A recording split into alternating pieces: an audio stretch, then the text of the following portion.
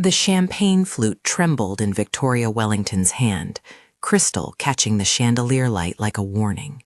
She lifted it with everything a woman of power could borrow from posture and perfume, and glanced around the ballroom as if rehearsing the exact phrase she wanted everyone to hear. 200 people watched the glittering moment. The band's saxophonist paused on a note that hung in the air like a held breath. My name left her lips like a verdict. "Margaret," she said, the syllable buttered with condescension. "You've lost the thread. Perhaps it's time for someone younger to take the reins." The glass hovered inches from my face. For a breath, I tasted the metallic tang of fear.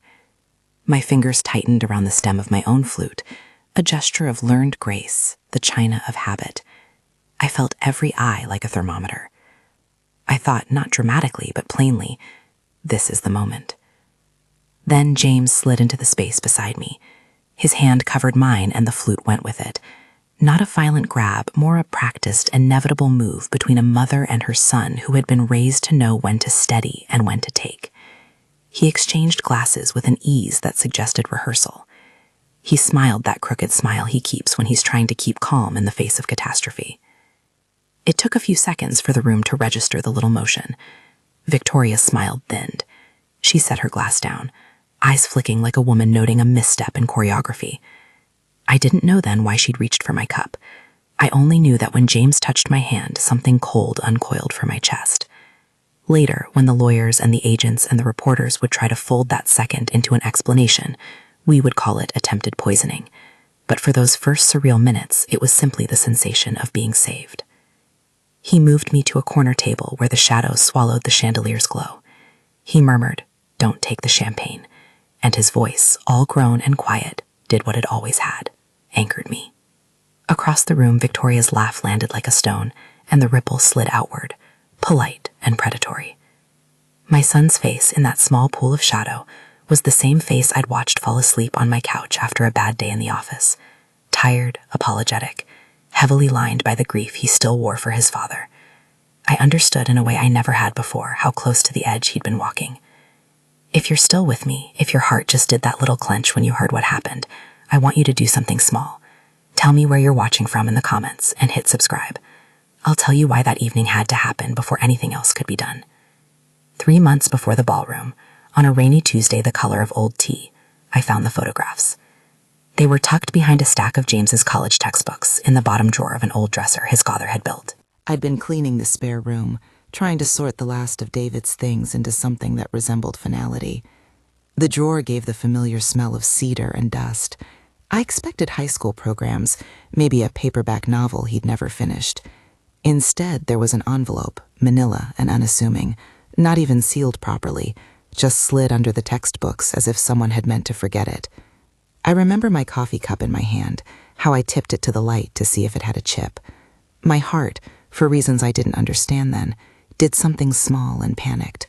I slid my thumb under the flap. The photos were sharp, as though taken the week before, and old as if they'd been carrying secrets for years. Heavy trucks branded with the Wellington crest lined a raw dust lot at the edge of town. There were workers with their backs turned, a patch of poured concrete that glistened wet and gray in the sun. One photograph was taken from a slightly higher angle and caught something that made my stomach drop into an old, familiar hollowness, an impression beneath the concrete, the contours wrong, the kind of image you want to put down before you fully understand what you're seeing. I set the photographs on the dresser and sat down on the edge of the bed, the springs sighing under me. When you carry a company like Sullivan & Co. in your bones, you measure risk the way you measure sugar in a recipe, by feel, then by test. These pictures were wrong. They suggested a carelessness that tasted of complicity. David had always said that foundations are not just poured concrete. They are the small, deliberate choices people make when no one is watching. I thought of his hands, the way he kept his thumbnail ragged from fiddling with legal stamps and contracts late at night. Under the photos, folded into a smaller envelope, was a letter in David's careful, slanted hand. I hadn't expected it. He'd been dead 2 years. I hadn't expected to ever be searching for anything sudden with that kind of dread. Margaret, the letter began, and you could hear his voice in the loops of the letters. He'd written instructions before he'd left. Passwords, accounts, the location of a bracelet, the combination to a safe. He had always been practical, but this letter was more than practical.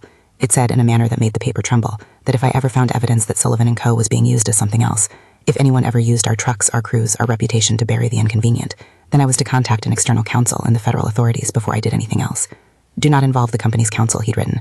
They are too close to the money. He had a clause in his will that preserved a controlling interest for me, a contingency for exactly these sorts of betrayals, a phone number scribbled in the margin with the note, "Keep this safe." He had suspected that profit would tempt men he trusted. That was the first foundation crack. Grief, I learned, is not a single event. It's a landscape. David's death had been the collapse of a bridge we all used to get across the river of wills, debts, and decisions. James had fallen through. He was 32, and the world had not forgiven him for being human. The company had always been a family thing, a set of values woven into the payroll, blueprints, and birthday cards. Wellington Industries had been a rival, a neighbor, the kind of family at the other end of town whose surname opens doors into charity boards and county courts. They built gleaming things, office towers that made your jaw ache when you looked at them, but sometimes they built their reputations the way some people build fences, tall and designed to be impenetrable. A small corporation like ours, that wasn't a corporation for the sake of growth, but to sustain people, has a rhythm. You know the men who run the trucks by their jokes. You know that the night crews will always be 5 minutes late because they are always stopping for coffee. When I looked at the photos, the rhythm was wrong. These trucks were at odd hours. The soil looked tamped in a way that suggested hurried cover, not careful foundation preparation. I called James into the spare room that afternoon. He came in with the distracted posture of a man with 1,000 apologies in his pocket. He had a play of guilt on his face that I've seen before in actors who do not want to forget their role. He tried to laugh it off. He said the photos were some marketing shoot, some harmless site development shot. He said words meant to soothe, not answer. He did not say, "I was there." I watched him for the rest of the day. Men can be very convincing in their deflection when you want them to be, but there are tells. He chewed his lower lip in a way that used to haunt me when he was a toddler and had swallowed a coin. He was in debt quietly, credit cards and the sort of loans you don't tell your mother about until the bank sends you a letter with a tone like an ultimatum. After David died, he'd tried to hold both his grief and the company together, and they had frayed in the same place. It is easy to judge from the distance of narrative. It is another thing to sit at your kitchen table and listen to your son tell you he had been paid to dig. There are words that exist for the abstract, and words we use in the small rooms where love is measured. Help, desperate, promise, frightened. When he finally told me how the jobs began, "We call them emergencies," he said, with a voice like he'd swallowed a key. It didn't sound like a confession. It sounded like the slow unspooling of a rope. He told me how the Wellington crews would arrive, how he'd been asked once to stay late for accountability, the plausible deniability of property maintenance, how a supervisor said to him offhand that sometimes people make problems and sometimes people need to be dealt with. How, after the charity event the Wellingtons put on for veterans, he was offered help to cover James's mounting bills in exchange for keeping an eye on the lots. How those offers, like a cloud cover, thickened until daylight was hard to find.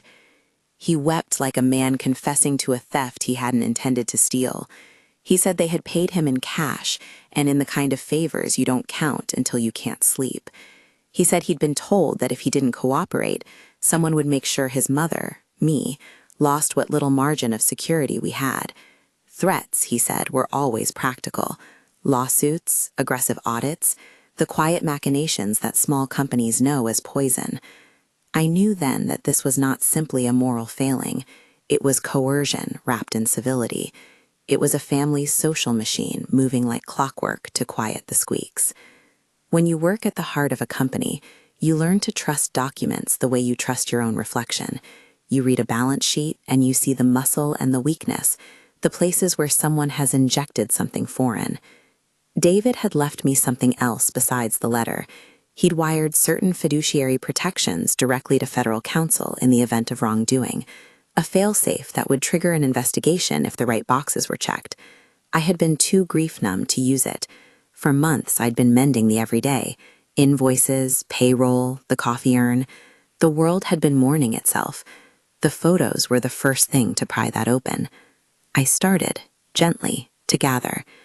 There is a particular way of collecting evidence when you are a woman who has raised boys and baked 1,000 pies. You make it domestic, tangible, and unremarkable, so no one believes you're doing anything dangerous. I made copies of the photographs with an old scanner in the back office that smelled like toner and hope. I slipped one into a file folder marked insurance, so that if anyone rifled my things, they would look distractedly for liability papers and miss the real thing. I wrote down license plate numbers. I took note of dates that aligned with certain payments in our ledgers. I began to record the things people said offhand, the little admissions that sound like small talk until you string them together. The more I looked, the more patterns emerged. The Wellington trucks were not just at the one site captured in the photographs. They showed up in shipment logs we'd received, in pictures a retired driver handed me after he'd seen an article about a missing person and thought he might have seen the same site. Patterns in companies are like hairline fractures. They begin invisible, and then, if you put them in sunlight, they starve the integrity of everything they support. If you build something out of lies, it will stand for a while. That is what makes it the most dangerous kind of structure. The merger announcement came like a shock of sugar. Wellington Industries had offered a buyout, cash to soothe the shareholders, a silvered line in the town paper that promised stability for employees.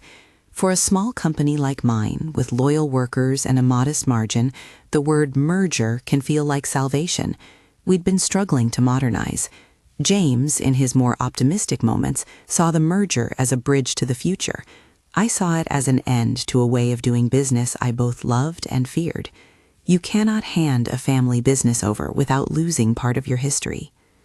The celebration was intended to be theatrical, a ballroom at the old hotel, a string quartet, speeches that would be useful for the press release.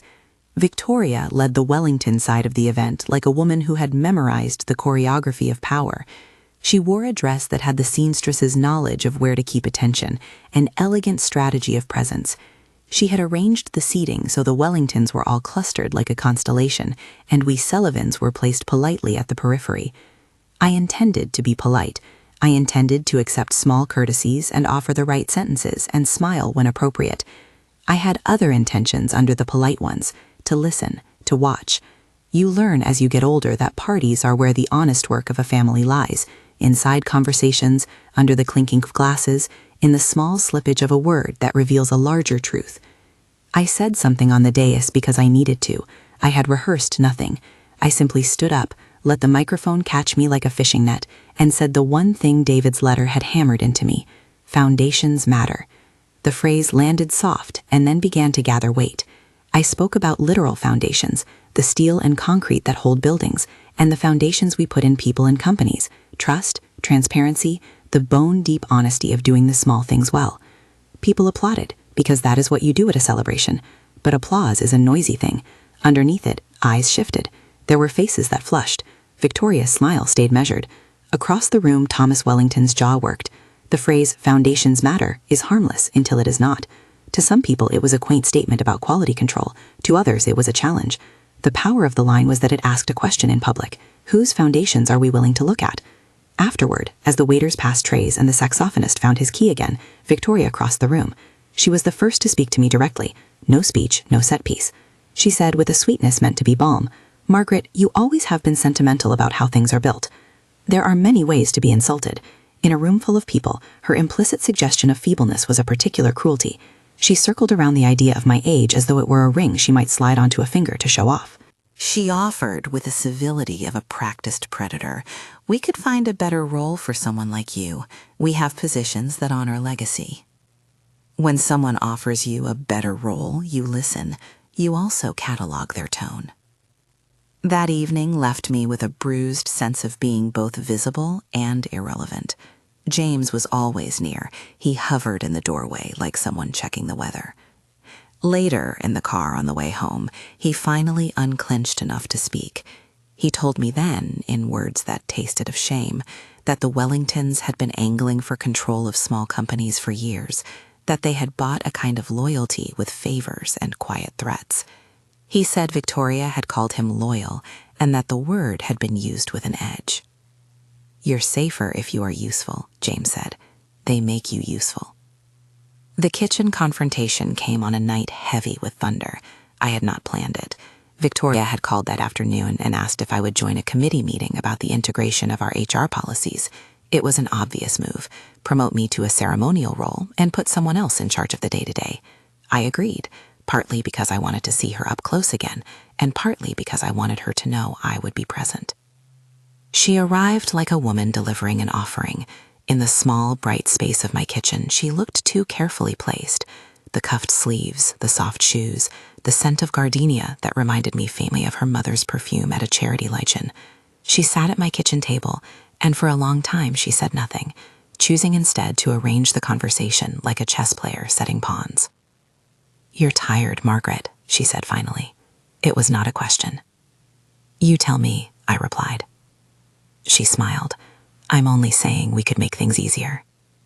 It is a peculiar thing to be offered a role in something criminal under the label of easier. She called it a job, oversight of an expanded maintenance program, she said, one that would benefit from someone like me to ensure continuity. There are gray areas, she admitted, and then with an almost apologetic tone explained them away as necessary expedients. I am not a naive woman.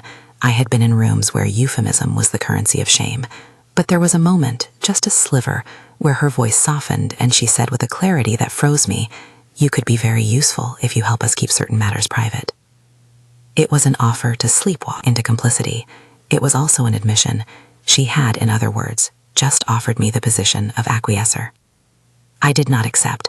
I did not need to take part in such an exchange to know what it meant. When I asked James about it later, why Victoria would say such a thing as if we were all on the same page, he broke. He told me then that Victoria had always been the architect of their power plays. Her mother, Patricia, had taught her how to move a room with a smile. Her uncle Thomas had taught her how to make enemies think they had made choices. James's voice folded on itself. She wanted to make sure there were no surprises, he said. She wanted to be the one who took care of the mess before anyone else noticed. That night, he admitted something else that turned the air cold. He described being asked to manage small jobs, late-night grading, leveling, the kind of work that, to him at first, felt like extension of his skill set. Then gradually the jobs changed. He would be taken to a lot with a couple of other men. A hole would be dug, concrete poured. They were told it was for settling issues, old foundations, mold, something they would not ask questions about. He said he started to rationalize it. If you do not ask, if you do not name it, perhaps you are merciful. The mercy in his mouth sounded like a bad joke. He told me about the first time he had been paid a sum so large that it felt like a rescue. He paid off card debt for a month. He fixed the kids' teeth. He paid a school fee he'd been postponing. The money, in its practical kindness, became a leash. My first instinct was to fix it. My second was to strategize. David's letter sat in my mind like a mechanical device with a key. He had anticipated that people would make desperate choices after his passing, and he had built an instrument to deal with that. But instruments are useless without proof. You need testimony. You need patterns. You need someone who can stand up in court and say what they know. You need ultimately the thin, precise thing called evidence. So I began to gather in earnest. I made a list, paper and pencil, because paper clears some of the haze that screens keep. I went back over ledgers and looked for payments that did not make sense. I compared dates from the photographs to anyone we had noted missing. I visited the local hardware stores and asked as casually as a woman asking for paint, who had bought sacks of quick-setting concrete in odd numbers. I photographed receipts in plain sight and copied them to files. Small things cataloged become a dam. I also began to record. I had an old voice memo app on my phone that I had used to save recipes and the odd overheard line from a handyman. I turned it on during small conversations, during dinners, during the next meeting when Victoria subtly pressed the idea of my retirement with a dignified title. I would sit across from her and let her offer me a role, and I would smile and say things that invited explanation. Many people, she said casually one evening, preferred to have a quiet arrangement. She said it as if the phrase were a favor. I recorded it. Recording felt like armor. It felt like something my husband would have done. David liked to have proof of things because he believed in saving later arguments from the tyranny of bad memory. By the time the next party came around, another charity golf event where the Wellingtons toasted to community, I had built a small archive. I had emails and receipts and recordings, and tucked away in the drawer where I had found the original photographs, a copy of David's instruction letter. I confided in James then, with an urgency that surprised him and me. "We have to be smart," I said. "We need to be surgical." He looked at me with a mixture of relief and terror. "If we tell someone," he said, "they'll crack down on us. They'll protect me, but then they'll take everything. I don't want to lose the people who work for us." His voice trembled at the edges with that tired calculus, how to save your children without destroying the lives of people who depend on you. There are some choices in life that feel less like moral decisions and more like arithmetic. We started to talk to lawyers in the quiet way you tiptoe around something valuable. I called the number David had scribbled in the margin of his letter. The man on the other end of the line had the professional empathy of someone who has spent time with ruined things. He advised caution, the kind that smells like coffee and overdue mail. He said the first thing an investigator looks for is pattern and motive. He said, without much drama, that I should document everything and then find a way to speak to the authorities in a way that would ensure James's testimony could be used without exposing us to immediate risk. There is a cold calculus to this business that the movies render as heroics. The real work is slower and messier. It requires trust in people who are not sentimental. It requires proximity to legal consequence. It requires you to make peace with the idea that your action will not immediately feel like relief. We prepared for the merger meeting with a new set of intentions. I wore a dress that said I was just old enough to command attention, but too spry to be dismissed. James wore a suit that did not fit quite right. Victoria noticed. She always noticed. People like her see the smallest cues and turn them into leverage. At the breakfast the morning after the party, the weight of what we had done settled on me like wet cloth. I found myself cataloging every small interaction from that night, the way Victoria's hand lingered on the champagne flute, the way James had moved without a word. The small domestic imagery became my compass. A porcelain cup on a saucer could be an evidence bag. A cuffed sleeve could be a threat. I had to learn to see the ordinary as the battleground. We set a trap of our own, modest and clever. If Victoria wanted me to accept a quiet arrangement, she would have to say it in plain speech. People in power often prefer euphemism because it gives them deniability, but they make mistakes when they assume the people they are negotiating with are uninformed. We would give her neither the anonymity of the crowd nor the moral space to hide. The plan was painfully simple. Get her to say the words on record. We would coax, we would listen, and we would make sure there were people who could recount and verify. I thought of David in those days, a man who kept his legal documents, not to be petty, but to stop emotional coercion from turning into a legacy of lies. His foresight felt almost intimate, like a conversation we had missed having. James was part of the plan, but so were others I trusted, people who had nothing to gain beyond a sense of rectitude. We had no illusions about the danger. Coercion can flag a person, but it can also create an opportunity when those who coerce are careless. Pride can make someone overreach, and overreach gives you an opening. The night Victoria offered me her job in the kitchen, she had not yet been forced to use the exact words that would become evidence. She had only hinted. Now, with the careful curation of our friends and a legal contact on standby, we began to solidify the circumstances so that she would either have to retract in public or say what she'd meant and thereby reveal the operation's moral center. The stakes were clear enough. To expose a pattern of wrongdoing, you had to risk the kind of upheaval that comes when strangers carry heavy truths into the daylight. You had to risk your company, your social standing, the strained threat of your son's life. You had to decide whether the foundations you had left, houses, jobs, reputations, were worth the brittle security of silence. I had spent years building a company where people could trust one another to turn up and do the small things right. Now silence felt like a slow, certain erosion. We were not naive about the consequences. Agent Patricia Chen, who I had not yet met, would later tell me that when ordinary people decide to step into the machinery of an investigation, they are putting their lives into a long bureaucratic sieve. There would be interviews and subpoenas, lawyers parsing every phrase, and a slow dance with a justice system that moves in patient institutional steps. I had no desire to romanticize it. I only wanted to keep breathing, to keep James breathing, and to save the people who worked under us from being balanced on the ledger of someone else's moral bankruptcy. So we prepared, cataloged, and listened. We made copies and hid things in plain sight. We practiced a conversation in my living room with friends who would testify about the tone of the meetings. We mapped out who would tell what and when. We made the necessary small betrayals that keep you safe on the day you choose to tell the truth. And all the while, Victoria moved in the world like a woman who owns the pages of local society, her smile a measured instrument. The day before I planned to force her hand by attending a fundraiser she had arranged and letting conversation go where it might, I sat on my back stoop and thought about foundations. My hands were in the soil of the raised bed I had planted last spring. The basil was giving to the sun. There is a kind of quietness in planting that is like laying bricks, deliberate, hopeful, and stubborn in its faith that the world will reward small, steady labor. When you put your hands in the earth, you remember that most structures fail from the bottom up. You remember that the work of rebuilding, of ensuring a life is worth living after betrayal, starts with something small and persistent. That night, before I left for the fundraiser, James came to me and folded his hands as if in prayer. "If this blows up," he said, and his voice was steady in a way that betrayed everyone who thought him weak, "I'm with you." His loyalty in that moment was not naive. It was wounded and raw and clear. There are no dramatic heroics in being a parent. There is only the awful, fierce computation of keeping your child intact. I thought of David and the ways he had held us together, I thought of all the dinners we had shared in this kitchen, the bills, the laughter, the small ceremonies in our lives. We left for the fundraiser with a plan in our pocket and a list in James's phone. I wore a dress that said I was engaged and not desperate. He wore a suit that would later smell of smoke and fear from the cigarettes he no longer smoked, but started for the nicotine the way some people start to talk to strangers. The evening was everything you expect a fundraiser to be: laughter that knows its cues, polite applause, people pretending everything is as it should be. Victoria moved through her guests like she was handing out assurance. I listened to her speak about community and infrastructure, about obligations, and I counted the times her sentences slid into euphemism.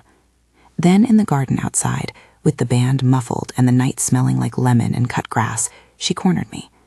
"You know," she said, "we've built a lot of things together, Margaret. It would be shameful to watch them crumble because of old grudges." I asked what she meant. She smiled and offered a hand as if making a bargain. "Look," she said, and what came next was the sort of line you keep on your mental ledger because it explains so much. "A little discretion goes a long way." She had said it plainly enough that I didn't need to probe for proof. Discretion is the polite word for cover-up. It is what people call the habits of those who hope the temperature in a room never rises high enough to melt the wax their reputations sit on. That moment in the garden was the hinge. I had the photographs, I had the letter, I had James's half-confession. The rest, I understood then, would be the hard bureaucratic work of converting fear into evidence. It would require someone outside our circle and inside the law's machinery. It would require courage and patience and the kind of careful timing that David had always advised. When we drove home under a sky that looked like a folded napkin, James said nothing. I could tell that the hinges of his jaw were set for what was to come. We both knew a truth too dangerous to name aloud in a car moving too fast down a highway, that sometimes the people who offer you discretion are the same people who will keep you quiet with the weight of their social world. Back in the house, after the coats were hung and the radio clicked to static, I sat on the couch and turned the photographs over in my hands again. The manila envelope felt warmer than the room. My life had always revolved around small, practical actions: cleaning, paperwork, tending plants, making sure the payroll arrived on time. Now those actions had to expand into something else: a method, a story, a chain of custody for every piece of paper that would be called into court. I was aware, in that soft hour, that the rest of my life had narrowed to a single sharp line: expose the truth and risk everything, or protect what we had by keeping quiet. The weight of the decision was more physical than I expected. It sat on my knees like a sleeping dog, warm and heavy, and I knew that the choice would wake it. I began to prepare in a way that felt oddly domestic. I learned to transcribe my own recordings, to write witness statements as if they were letters to a friend. I made sure backup copies of everything were not in the house. I packed a small bag with things that felt like an insurance policy, an extra phone, copies of the photographs, and a list of names. This is what witness preparation looks like in ordinary lives: a bag that can be carried, a number to call, a set of instructions for your son. The night before we planned to escalate, I lay awake and thought of foundations again. I thought of the house David had built, the way he'd insisted on pouring extra rebar into the footings because you can't tell a future storm about your regrets. That phrase, about regrets and storms, had always been David's practical theology. I thought of it now because the storm had arrived, and I wanted our foundations to hold. We had a meeting scheduled the next morning with an attorney David had named. We were going to present the photographs and the recordings in a controlled environment. We had done all the small things you do to make your life ready for upheaval. We had lined up legal counsel. We had told a handful of trustworthy staff about the potential for change in leadership if the merger collapsed, and we had mapped out who would take what roles if everything imploded. It was not heroic. It was the work of people who love and worry like ordinary human beings. As I lay there, I thought about what would happen if we were wrong. What would happen if the photographs were nothing more than misinterpreted construction? What would happen if the chain of custody broke and someone's testimony unraveled under the weight of a cross-examination? My mind ran through the legal possibilities like a woman rehearsing a speech that would not be delivered. Yet, beneath the fear, there was another thing: a fierce, clear-handed belief that truth, even when it requires great risk, is worth the cost. I drifted toward sleep with the phrase, "Foundations matter," repeating like a mantra. The world of brick and mortar feels comforting in the dark. Perhaps that is why people who work in construction are so often moralists in their pragmatism. They know that everything sits on a bedrock of small, honest choices. The next morning, James woke early and came into the kitchen with a pale face. He had arranged to meet a friend of his, a mechanic who owed us a quiet favor, at a location near one of the construction sites in the photos. The plan was to capture from a distance any activity at the site and to confirm the presence of Wellington equipment. It was the sort of low-stakes recon that would either give us more confidence or push us back to the drawing board. We left before dawn, the world a cool smear of gray. As we drove, I felt the gravity of what lay ahead, the legal procedures, the potential for hearings, the possibility of being vilified in the press. There was an unromantic side to this kind of fight, piles of paperwork, hours of testimony, the slow machinery of justice grinding into motion. The romance, you could call it that if you were being generous, was the sense of reaffirmation that springs from doing the right thing, even when it costs you. We parked a block away and stayed silent, watching the site through binoculars and through the lens of the camera James had borrowed. The trucks rolled in and out like slow tides. A man with a Wellington jacket zipped his coat against the wind. He moved with the confident indifference of someone used to authority. We took pictures, matched license plates to our list, and stored the images in the backup phone I had kept hidden in a hollowed-out book. That small morning operation gave us what we needed: pattern, corroboration, and a sense that we were not imagining our way into paranoia. It was, for the first time since finding the photographs, a little less lonely. We came home to coffee and lists. I called the lawyer David had named. He agreed to meet that afternoon. He asked questions in a way that smelled of office hours and court calendars. Do you have dates, receipts, witnesses? He wanted to know whether we were willing to entertain a plea or immunity discussions. He wanted to know if we were prepared to testify. When I told him I was, his voice softened. He said quietly, "You may be taking yourself and your son into a world that will ask everything from you." I said, "I know." I did not add the part about the people who worked for us, the men who would not sleep easy if... The men who worked for us would wake up with debts unpaid and children waiting for lunches. I thought of the payroll ledger on my desk, of the name of every single person who had trusted us to show up. I thought of doing this not for revenge, but for repair. The lawyer's office smelled of paper and stale coffee. He sat behind a desk the size of a dining table, a man who wore empathy like a cardigan, comfortable, practical, warm.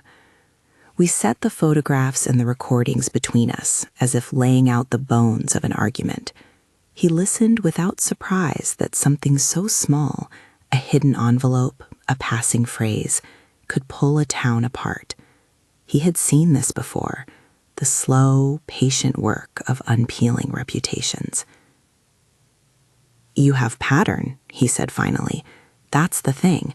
Not a single act, but the accumulation. That's what makes it prosecutable."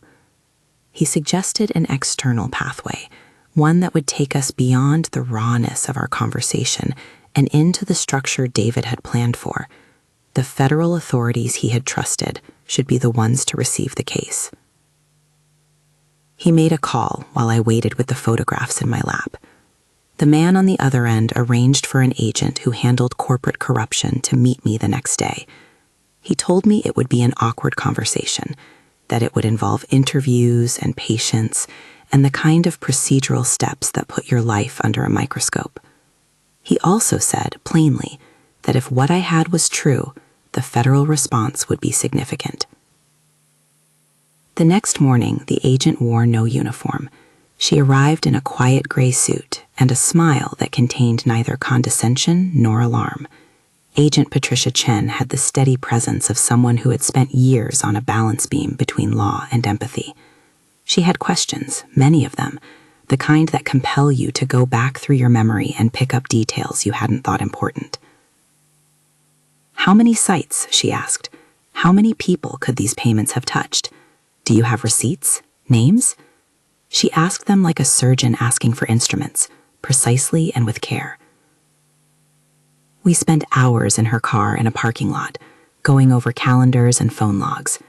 I remember the way she held the photographs like a sheet of fragile glass. When I mentioned the fundraiser where Victoria had cornered me, her eyes narrowed in a way that suggested she already understood the potency of a public setting.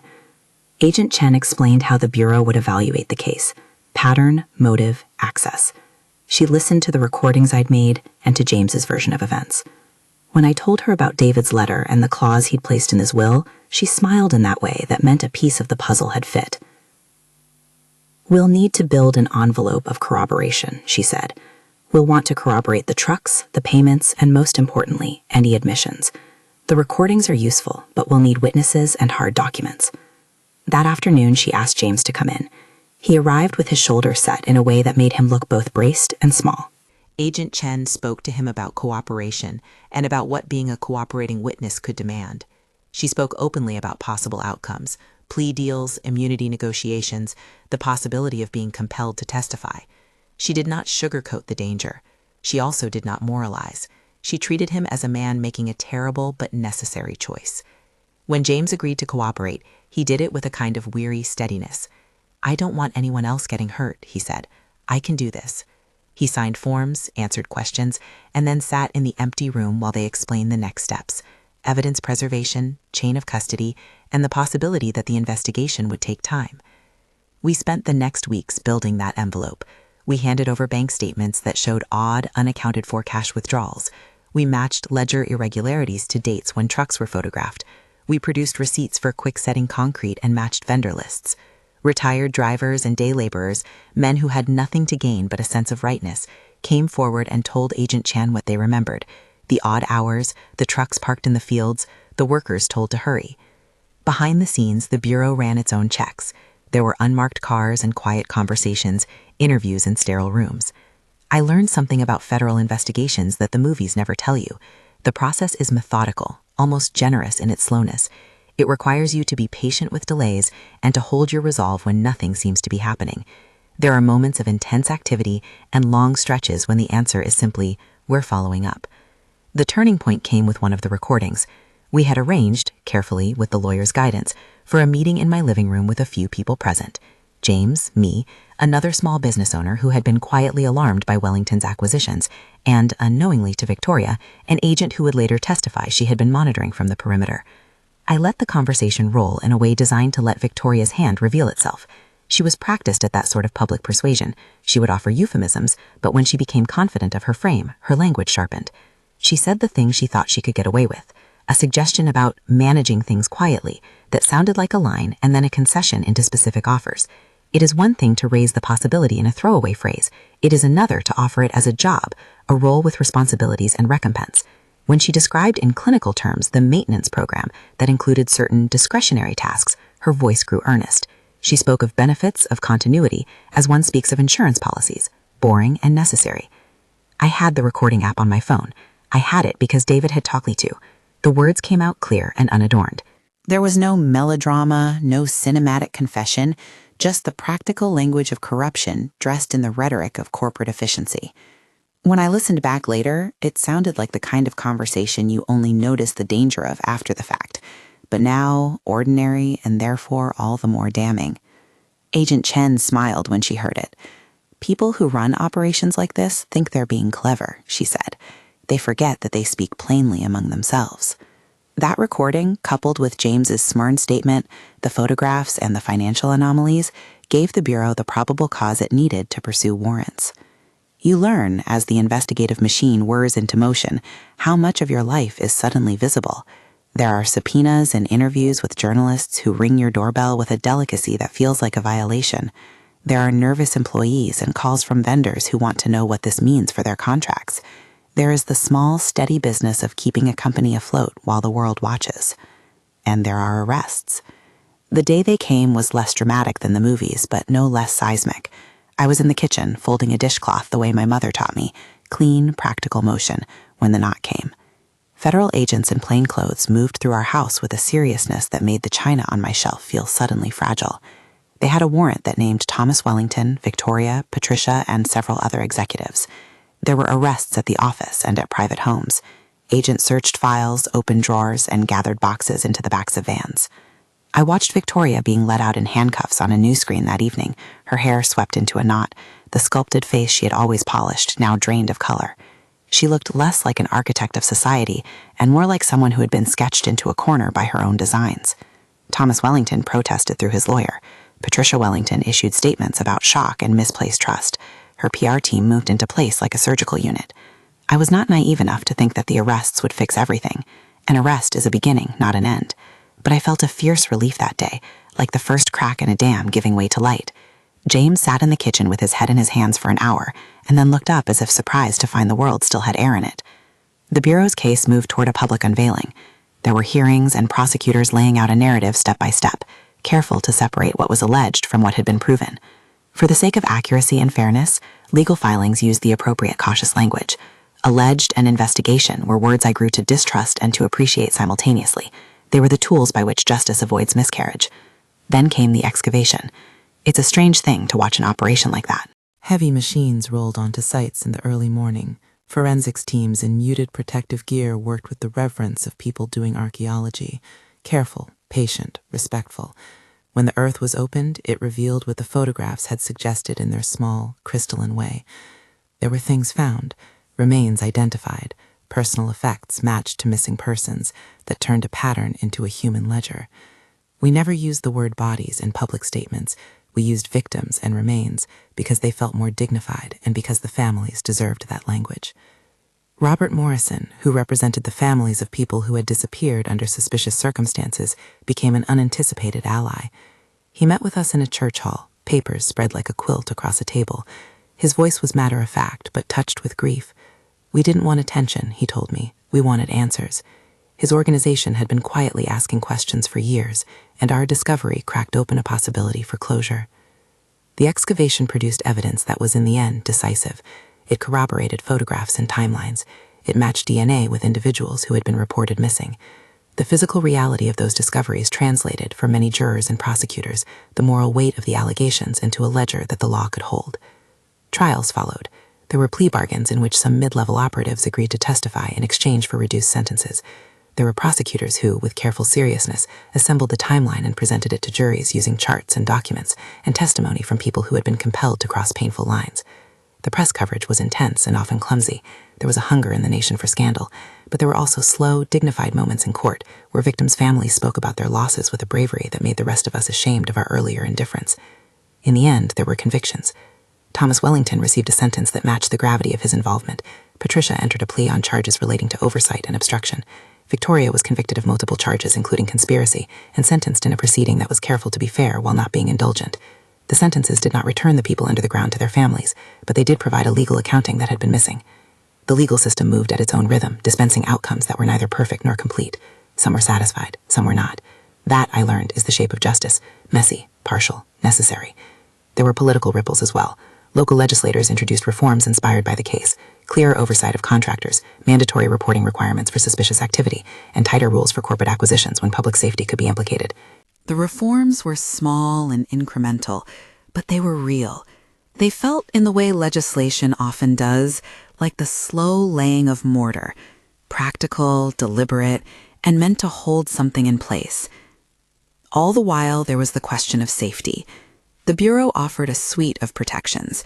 Witness protection, formal relocation, and identity changes was on the table. For many, it is an awkward, wrenching choice.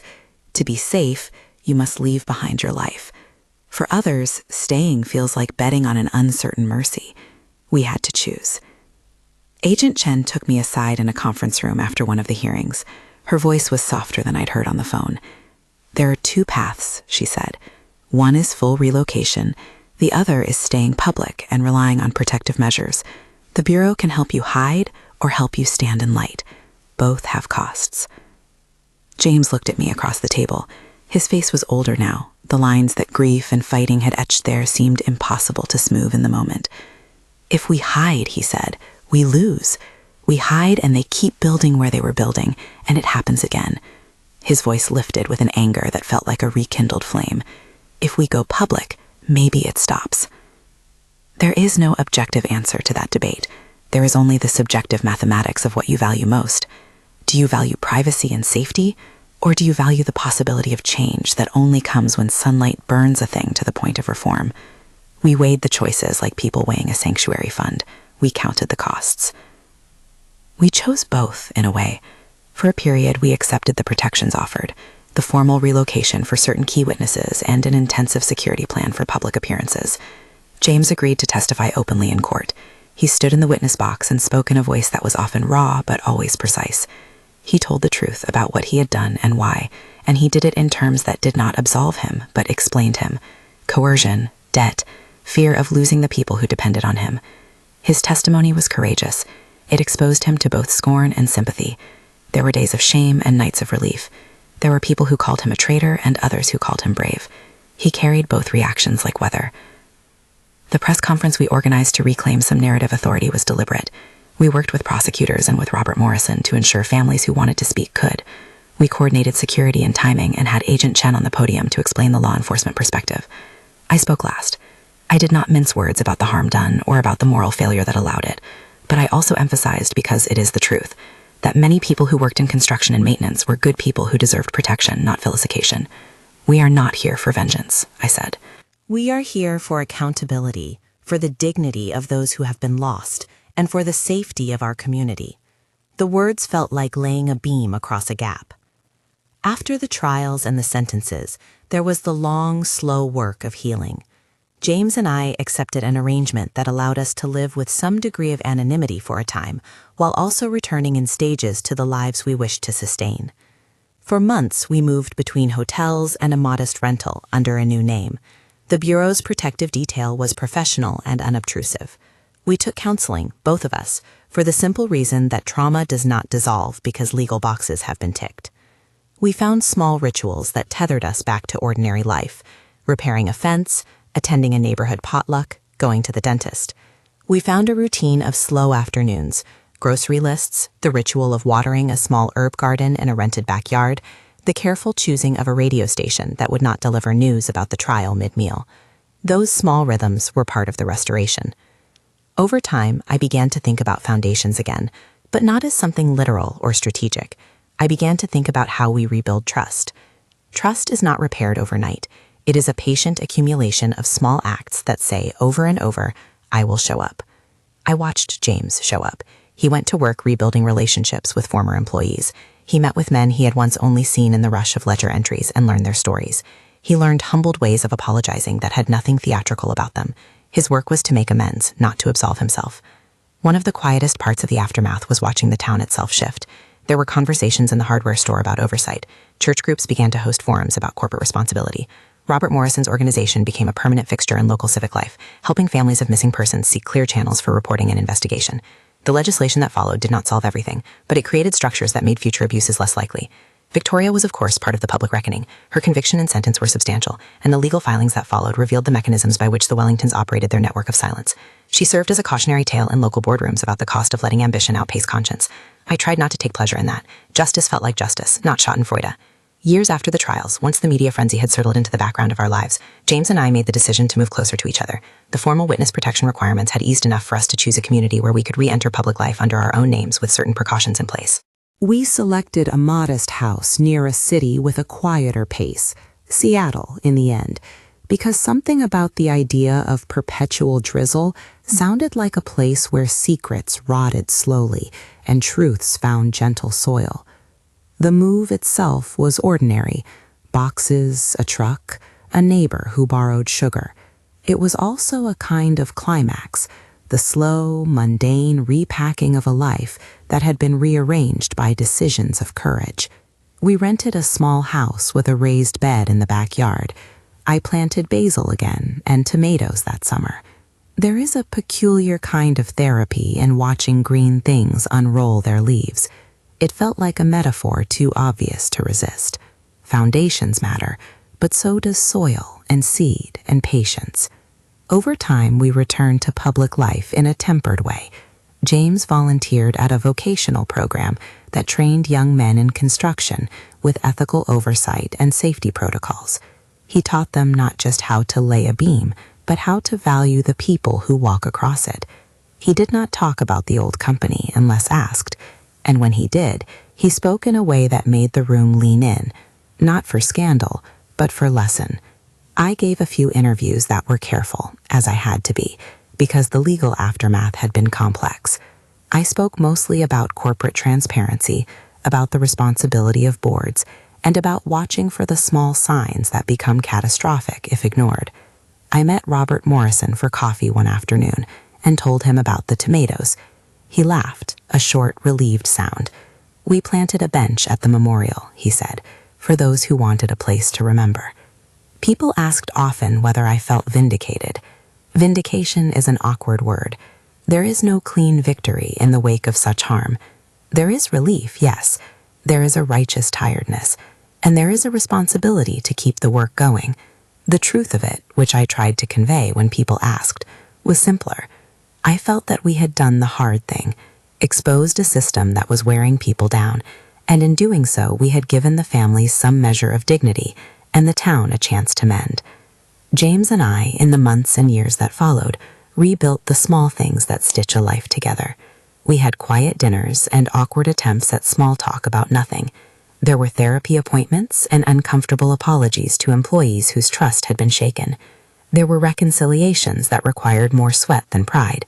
There were also tender moments. Dawn drives to the farmer's market, the way his hand found mine in restaurants, the way he would say in a low voice, "We did the right thing." We did not return to Sullivan & Co. in the old way. We rebuilt parts of the company with new leadership, with a board that included workers, and with a public commitment to transparency. The work was slow and required vigilance. It required that the company become less like a small family secret and more like an accountable public trust. It was, in many ways, the hardest thing I had ever done, to let go, to let others share in the stewardship of what we had built. In the quiet of our evenings, I still think about David and the clause he tucked into his letter. He had been practical, anticipatory, stubborn. He would have, I think, been both pained and relieved by what unfolded. He believed in small, deliberate choices, extra rebar, an extra signature, and I have found that those small things are what hold you after the storm. I also think about James's courage, which was not the spectacular kind, but the steady, daily kind. The difference between saving someone's life with the flick of a hand and saving a community by bearing witness is only a matter of time and appetite for risk. His switch of my glass at the ballroom remains the visceral image people remember, my son's hand covering mine, and the drink that might have been fatal diverted. It was dramatic and intimate, yes, but the true rescue extended beyond that split second. It was the months of testimony, the recordings, the nights we stayed awake counting receipts, the willingness to speak in a courtroom. That is the kind of bravery that takes the long view. When I sit on my small stoop and water the basil now, I sometimes let my fingers fall into the soil and feel the life in it. People ask whether I am safe, whether I sleep without fear, whether the past haunts me. The answer is complicated. There are nights when the memory of the ballroom comes back in flashes, when I see Victoria's smile and feel James's hand. There are other mornings when the sun hits the herb leaves and everything seems ordinary again. Healing, I have learned, is not a destination, but a landscape. I will not pretend the story closes with a tidy bow. Families still grieve. Some questions remain unanswered. The legal system did what it could with the evidence it had, and the reforms put in place do not make future horrors impossible. They make them less likely. That, in a democracy, is often as much as we can ask for, a system that learns and adapts. If there is one lasting lesson I would pass on from this chapter of my life, it is this: pay attention to the small things. Foundations are not glamorous. They are the drudgery of good work, keeping records, signing papers, noticing a hand linger a beat too long on a glass. Speak up when you see the pattern. Protect the vulnerable. And when you have the words, the documents, the recordings, do not let the fear of upheaval keep you from the duty of shining a light. To the families who lost people in the wake of all this, to the workers who bent their backs to jobs they thought honorable, to Agent Chen and the quiet men and women at the Bureau who did what their oath required, I offer my deepest gratitude and my promise that I will not forget. The memorial bench that Robert's group placed by the town hall is a small thing, but it holds a name and a memory, and I visit it when I can. It grounds me the way a good foundation does, firm, honest, unshowy. Finally, to anyone out there who sees something and wonders whether it is worth speaking up, yes, it almost always is. The price is sometimes heavy, the reward is often quiet, but the greater cost is silence. If this story has touched you, if you want to hear more like it, or to know resources about whistleblowing and legal protections, please like, subscribe, and share this video so more people can learn how small actions can prevent far greater harms.